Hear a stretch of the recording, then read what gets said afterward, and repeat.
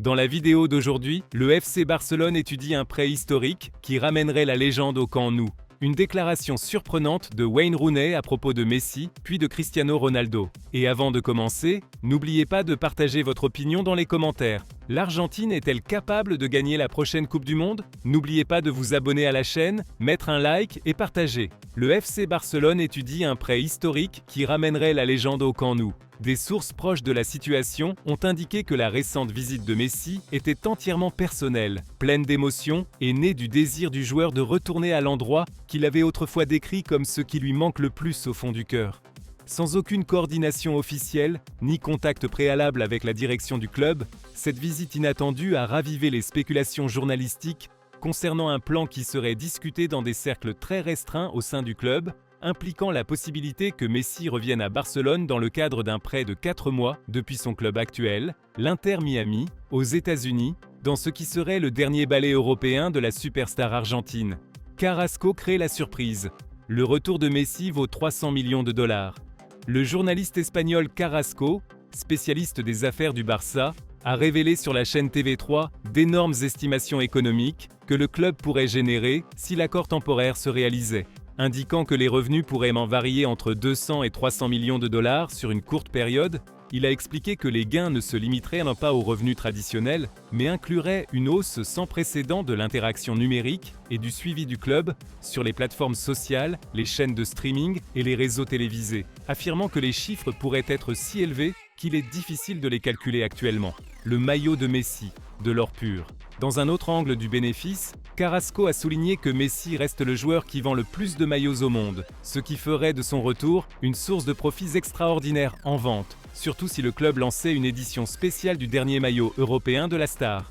Un retour potentiel à la fois sportif et économique. Ces développements confirment que le retour de Messi, même pour une courte période, serait un mouvement à double impact.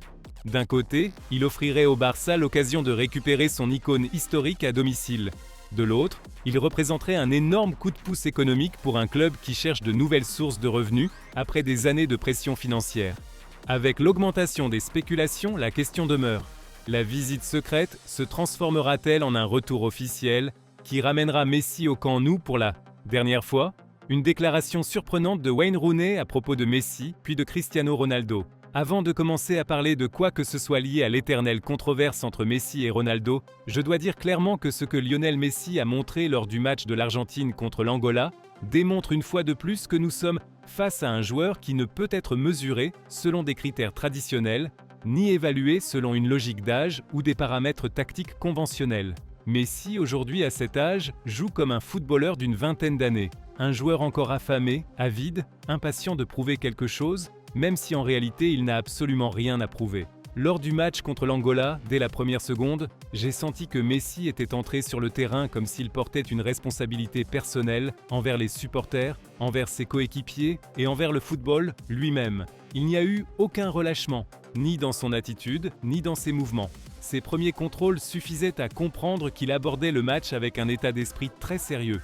Bien que ce fût un match que n'importe quelle grande star pourrait considérer comme une occasion de se reposer ou de participer symboliquement, Messi n'est pas ce type de joueur. Chaque fois qu'il entre sur le terrain, il met sa passion au-dessus de tout. Ce qu'il a fait durant ces 90 minutes contre l'Angola est bien plus qu'un but ou une passe décisive.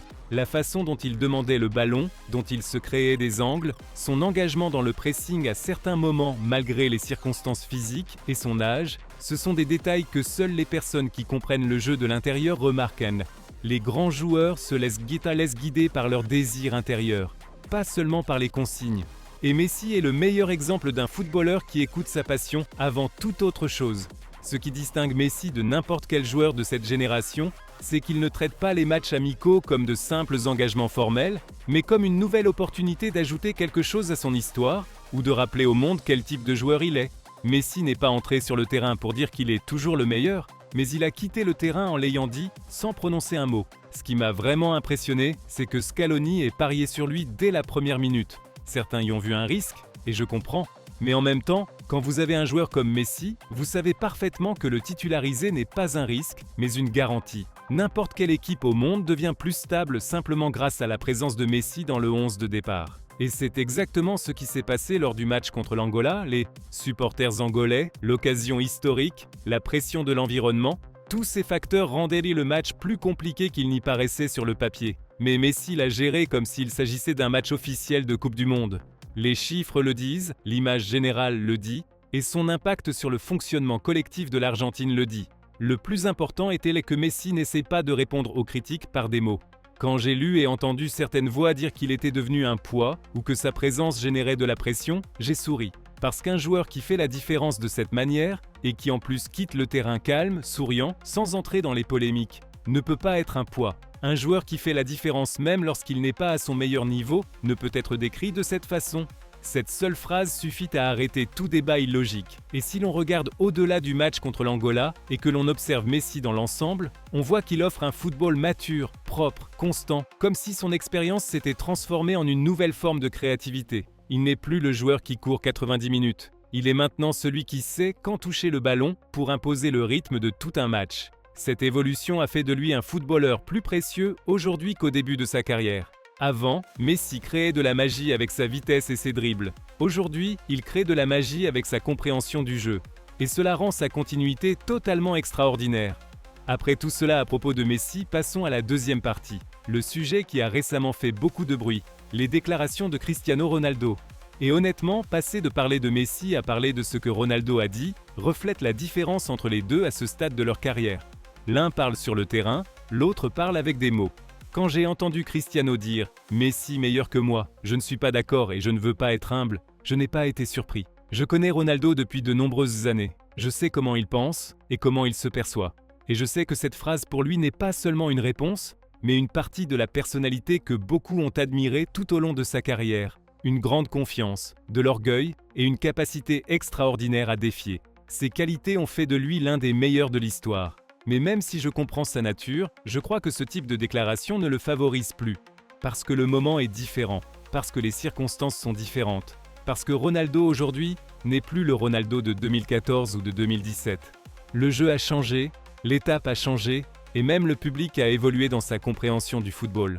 Quand je jouais avec Ronaldo à Manchester United, il essayait toujours de prouver les choses avec des faits, pas avec des mots.